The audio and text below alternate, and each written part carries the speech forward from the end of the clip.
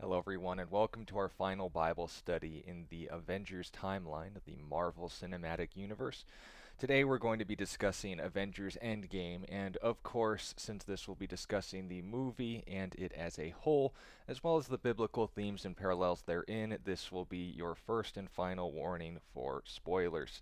So if you haven't seen the film yet, I encourage you to do so, but if you have, I would like you to join me in the book of John chapter 15 and verse 13, where Jesus said, "Greater love has no one than this, than to lay down one's life for his friends." Now, this was spoken by Jesus of Nazareth the very evening he was going to be arrested and handed over to be crucified. And it's not hard to imagine what he was referring to when, in the very same conversation, he went on to specify his friends were everyone who did what he asked them to. And what he asked them to do was noted in John chapter 6, same book, and verse 29, believe in who he is and what he was about to do. Now, like all of the Marvel movies leading up to this moment, every one of them had a tie into the example that Jesus set, and Endgame was no exception. So like we've done every single time, I want to discuss 3 illustrations, making 2 applications, and 1 ultimate point made. The illustrations that I want you all to keep in mind as we go through this study will be the example set first and foremost of Black Widow, who laid down her life for Clint and the Infinity Stone. Nebula, who put herself to death for the sake of those she loved, and of course Tony Stark, who sacrificed himself to put an end to Thanos and his power forever. Now, those are the illustrations I want you to note, and since the movie pretty much showed us what those would be just fine, I want to then take that mental image and apply them into specific ways. The first application is the self-sacrifice through and following Jesus' example. This, of course, will tie into Colossians 3, 5 through 7, where Paul speaking said, "Therefore put to death your members, which are on the earth, fornication, uncleanness, passion, evil desire, covetousness, which is idolatry. Because of these things, the wrath of God is coming upon the sons of disobedience." So these are the things that God's going to judge. But notice he makes a distinction, in which you yourselves once walked when you lived in them. Emphasis all on past tense. Now note, we still struggle with these sort of things, and the desire and sometimes even the stumbling into these old habits don't go away.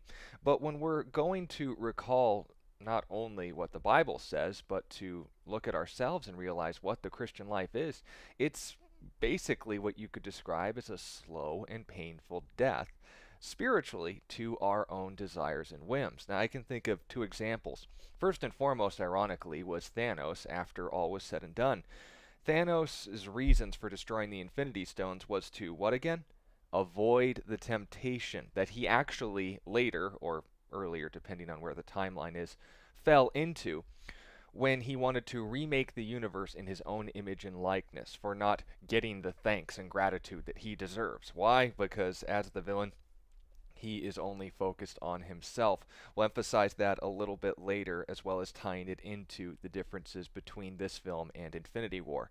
But the real focus in this passage, and what I really want to clue you all in on as far as that Christian example, is Nebula's self-sacrifice. Now, as ironic and literal as it may have been, it demonstrates a very good point about the Christian life.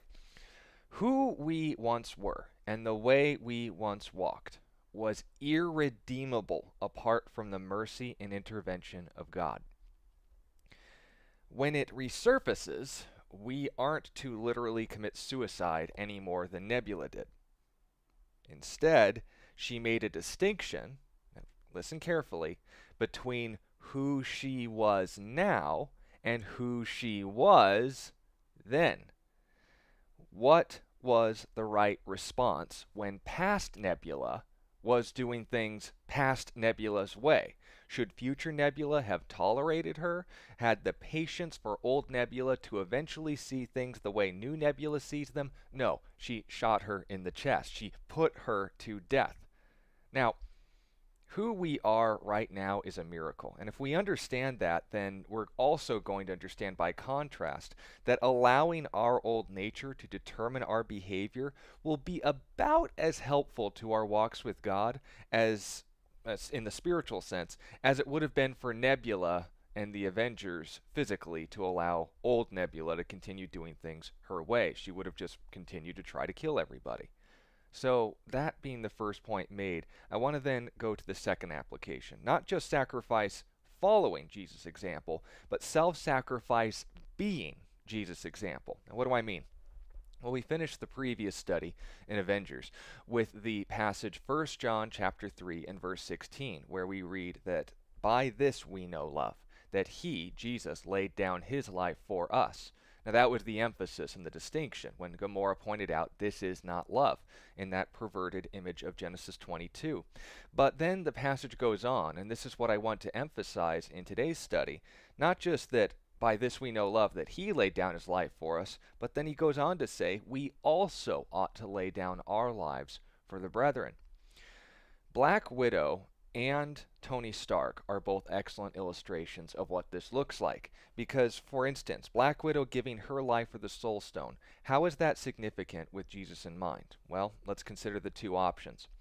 Hawkeye had become consumed with grief for his family to the point where it corrupted him and made him a killer.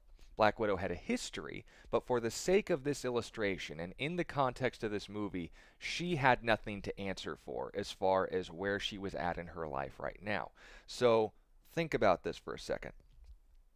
When Jesus came to this world, did he come as a sinner or did he come as a sinless sacrifice for sinners? Understand the difference. So if Black Widow gave her life, how is that a different picture than if Hawkeye was allowed to give his life? The person who had nothing left to lose, who had lost his family and was now facing execution for his crimes, would that be a picture of Jesus? Not at all. But on the other hand, what about Black Widow, who gave her own life with everything to lose, but did so out of love to give a sinner a second chance to see his family, regardless of what he's done? I think hopefully you guys are all tracking with me at this point. So then following along with that point, now we come to Tony Stark. Giving his life to stop Thanos, what is the parallel? Well, hopefully for obvious reasons, like God created life, and it was as a gift taken and stolen by an abuser who used it instead of to allow life to flourish, abused it to the point where it prolongs suffering and ultimately brings death.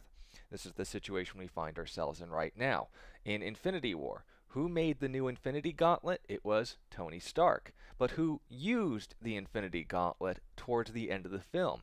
It was Thanos once again. And while, catch this, in both the biblical and the MCU illustration, there was a similarity. They were both allowed to wield that power for a time, but how was it ultimately used? Well, Thanos never got the chance to do his second snap, now did he? And when that power was finally used, it was in what context? Was it in calling down lightning and smiting all of the evildoers? In a way, yes. But how? By the selfless giving up of one's life, and doing so to remove evil's power over us forever.